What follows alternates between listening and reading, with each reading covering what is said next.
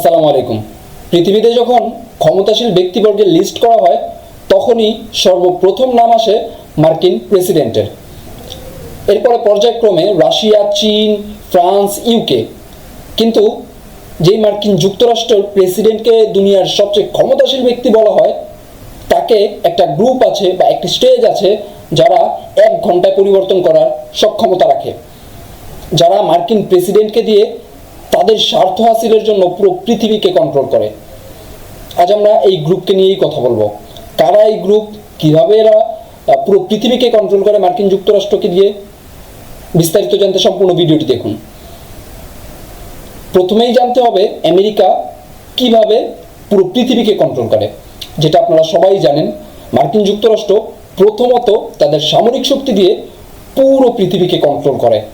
পৃথিবীতে প্রায় 700-রও বেশি সামরিক ঘাঁটি রয়েছে মার্কিন যুক্তরাষ্ট্রের। আর এই সামরিক ঘাঁটিগুলো সরাসরি সহায়তা দেওয়ার পাশাপাশি ওই দেশের উপর চাপ সৃষ্টি করে, যাতে মার্কিন নীতি অনুযায়ী তারা রাষ্ট্র পরিচালনা করে। এবং শুধুমাত্র মার্কিন নীতি অনুযায়ী না, তাদের যে সেনাবাহিনীর স্ট্রাকচার রয়েছে সেই স্ট্রাকচারও যাতে তারা মার্কিন সেনাবাহিনীর আদলে বা মার্কিন পরিকল্পনার আদলে করে।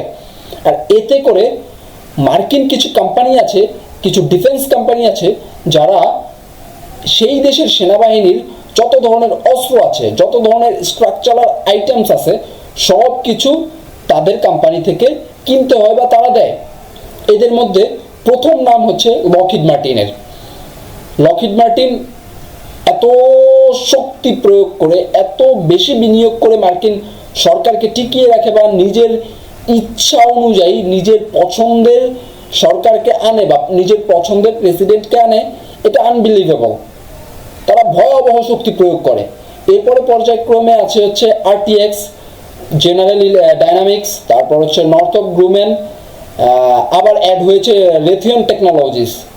রেথিয়ন টেকনোলজিসও বাইডেন ক্ষমতায় আসার পর থেকে খুব বেশি ইভ্যালুয়েট করছে বা খুব বেশি বিনিয়োগ করছে মার্কিন রাজনীতিতে বা প্রেসিডেন্ট ক্ষমতায় আনার পেছনে। এর মধ্যে আরেকটা নতুন নাম সামনে এসেছে, মার্কিন প্রেসিডেন্ট ডোনাল্ড ট্রাম্প কিছুদিন আগে যখন প্রেসিডেন্ট হলো এর পরপরই, সেটা হচ্ছে প্যালেন্টির।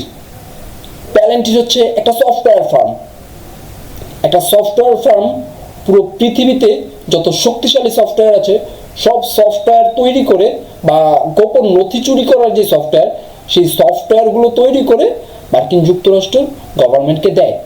শুধুমাত্র দেয় না, এগুলো বিভিন্ন গভর্নমেন্টের কাছে বিক্রির জন্য চাপ দেওয়া হয়, যাতে মার্কিন যুক্তরাষ্ট্র সরাসরি সরকারিভাবে এই প্যালেন্টিরের সফটওয়্যার বিক্রি করে। আর মার্কিন কংগ্রেসের যত ধরনের নথি বা যত ধরনের সফটওয়্যার ম্যানেজ করা দরকার, এই সব কিছু ম্যানেজ করা এই প্যালেন্টির। কিছুদিন আগেই মার্কিন গভর্নমেন্টের প্রায় $10 বিলিয়ন একটা প্রজেক্ট প্যালেন্টিরকে দেওয়া হয়েছে। প্যালেন্টির এখন এত দ্রুত গতিতে এগোচ্ছে বা মার্কিন রাজনীতির ভেতরে ঢুকছে। আরেকটা নাম বলতে ভুলে গিয়েছি, সেটা হচ্ছে বোয়িং। বোয়িং ঠিক লকহিড মার্টিনের মতোই চাপ প্রয়োগ করে বা বিনিয়োগ করে। বোয়িং শুধুমাত্র সামরিক বিমান বা সামরিক ইঞ্জিন তৈরি করে না, বোয়িং যাত্রীবাহী বিমানও বানায়। আর পৃথিবীর সবচেয়ে বড় যাত্রীবাহী বিমান কোম্পানি বোয়িং। আর এই বোয়িং মার্কিন যুক্তরাষ্ট্রের মাধ্যমে সামরিক চাপ প্রয়োগের মাধ্যমে না, এই যাত্রীবাহী যে বিমান আছে এটা দিয়েও তারা মোটামুটি একটা দেশের বিমান বাহিনীকে কন্ট্রোল করে। বিমান বাহিনীর পাশাপাশি তাদের যেই বেসামরিক বিমান আছে সেই ইন্ডাস্ট্রিও কন্ট্রোল করে। মোটামুটি এই 5টা কোম্পানি, এই 5টা ডিফেন্স কোম্পানি পৃথিবীর সকল দেশের ডিফেন্স ইন্ডাস্ট্রির সাথে কানেক্টেড। আপনি যেই দেশে যাবেন, যেখানে যাবেন, সেখানেই কোনো না কোনোভাবে এই 5টা কোম্পানি বা এই 6টা কোম্পানি কানেক্টেড। আর প্যালেন্টিরের কথা তো না বললেই নয়, প্যালেন্টির এখন হয়তোবা আপনার উপরও নজরদারি করছে, এমনটাও হতে পারে। এমনটা হওয়া অসম্ভব না। প্যালেন্টির যে সফটওয়্যারগুলো সরাসরি মার্কিন গভর্নমেন্টের কাছে দিয়েছে বা মার্কিন সফিস্টিকেটেড যে সফটওয়্যারগুলো তৈরি করছে, এতে করে প্যালেন্টির সরাসরি সিআইএর সাথে বা পেন্টাগনের সাথে কাজ করছে। এত বেশি বিনিয়োগ করে তারা ইউএস গভর্নমেন্টের পেছনে বা ইউএস গভর্নমেন্টকে নিজেদের হাতে রাখার জন্য। আর এরা পৃথিবীতে কোনো মানবিকতা রাখে না, বা এদের মানবিক বলাই যায় না। পৃথিবীর যেখানেই যত যুদ্ধ হচ্ছে সব যুদ্ধের পেছনে হাত এদের। মার্কিন প্রেসিডেন্ট শুধু একটা পুতুল। মার্কিন প্রেসিডেন্ট নিজে যায় তাদের কথা মতো ওই দেশগুলোর সাথে, মোটামুটি তাদের কথা মতো আর কি, তাদের কথায় ওই দেশগুলোর সাথে গিয়ে যুদ্ধ করে বা ওই দেশগুলোকে যুদ্ধ জড়িয়ে দিয়ে অস্ত্র বিক্রি করে।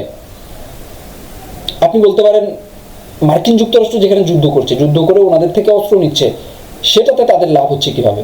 হ্যাঁ, নিঃসন্দেহে লাভ হচ্ছে, কোম্পানিগুলোর লাভ হচ্ছে। মার্কিনীদের লাভ না হলেও কোম্পানিগুলোর লাভ হচ্ছে।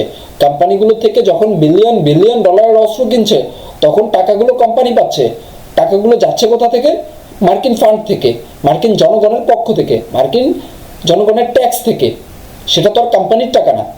কোম্পানিগুলো টাকা নিচ্ছে গভর্নমেন্ট থেকে, গভর্নমেন্ট টাকা দিচ্ছে ওই কোম্পানিগুলোর কথায় যুদ্ধ চালাচ্ছে, দেখাচ্ছে আমার অস্ত্র লাগবে, অস্ত্র লাগছে, বিলিয়নস অফ ডলার তাদের দিচ্ছে।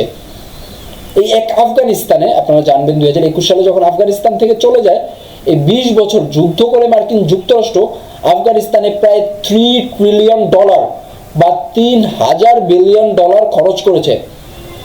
আর এর 80%ই পেয়েছে লকহিড মার্টিন, আরটিএক্স, তারপর হচ্ছে জেনারেল ডাইনামিক্স, বোয়িং, এই কোম্পানিগুলো।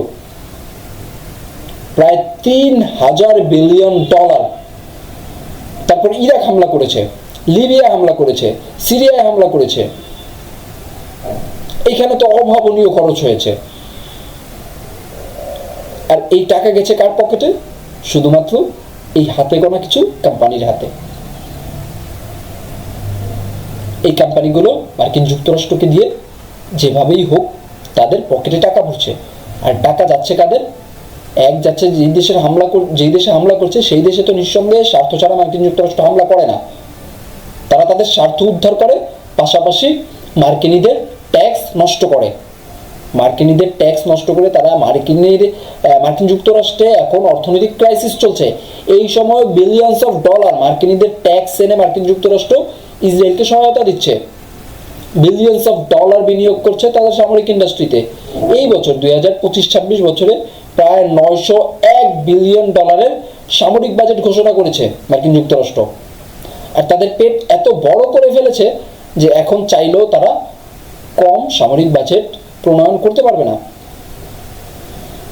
আর এর পিছনে গুরুতরভাবে কাজ করেছে এই কোম্পানিগুলো। এই কোম্পানিগুলো তাদের পুশ করে বা তাদের ইচ্ছে মতো প্রেসিডেন্ট বানিয়ে বা তাদের ইচ্ছে মতো রাজনৈতিক স্ট্রাকচার সাজিয়ে দেন হচ্ছে তাদের প্রফিটেবল যেই কজগুলো আছে সেগুলো বিল্ড করে তারা সামনে এগিয়ে গিয়েছে। তারা চিন্তা করেনি যে ভবিষ্যতে মার্কিনীদের কি হবে। তাদের প্ল্যানিং হচ্ছে একটা সময় যদি মার্কিন যুক্তরাষ্ট্র দুর্বল হয়ে যায় তারা সেখান থেকে মুভ করবে, আবার যে পাওয়ারে থাকবে বা পৃথিবী কন্ট্রোলার হবে তার কাছে গিয়ে তারা এই বিজনেস পরিচালনা করবে। মার্কিনীদের দিয়ে তাদের কি হবে, মার্কিন যুক্তরাষ্ট্রকে দিয়ে তাদের কি হবে, এই হচ্ছে বিষয়। এই কেটা কোম্পানি এভাবেই পুরো পৃথিবীতে তাদের আধিপত্য বিস্তার করে রেখেছে। আর সামরিক ইন্ডাস্ট্রিতে বিস্তার মানে রাজনীতি থেকে শুরু করে রুট লেভেল অবধি তাদের নখদর্পণে থাকা, এই হচ্ছে বিষয়। তো লাইক এন্ড সাবস্ক্রাইব করে পাশে থাকবেন, এন্ড কমেন্ট করে অবশ্যই আপনার মতামত জানাবেন। আসসালামু আলাইকুম।